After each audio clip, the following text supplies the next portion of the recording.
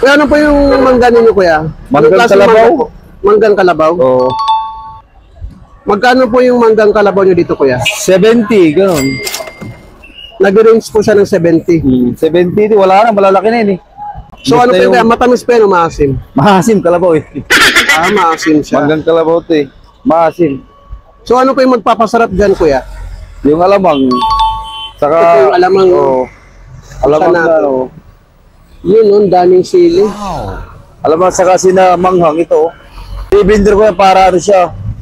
Durog na durog yung sili, puro yan. Puro. Puro ano yan. Walang halong ketchup.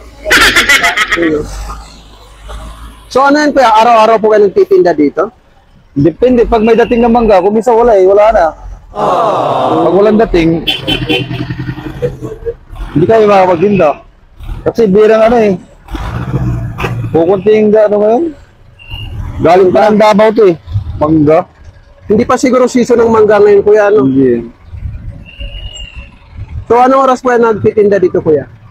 Sa ano, alauna, ganun. Tapos uwi ako, alas 6:30, 6:30, alas 7. So by the way, kuya, saan po located to? Paranaque oh. Okay. Sige nga, kuya, pabili nga ako ng isa. Tapos palagyan rin po ako ng ano, alamang, pati kaunting asin. Ano, halo na o walay? Halo na, kuya, dito ko na lang po kakainin. Maasim to, ito siya. Oo, maasim. Mapapakilig ka sa sarap po yan, no?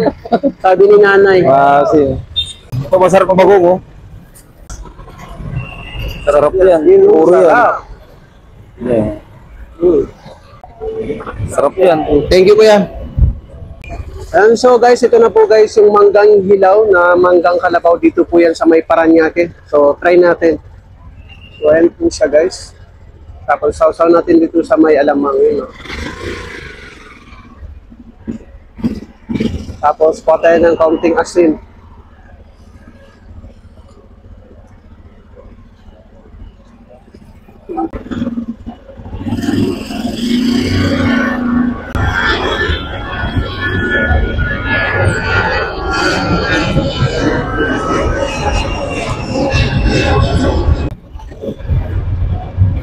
Manamis-namis po yung bagoong. Ayan o.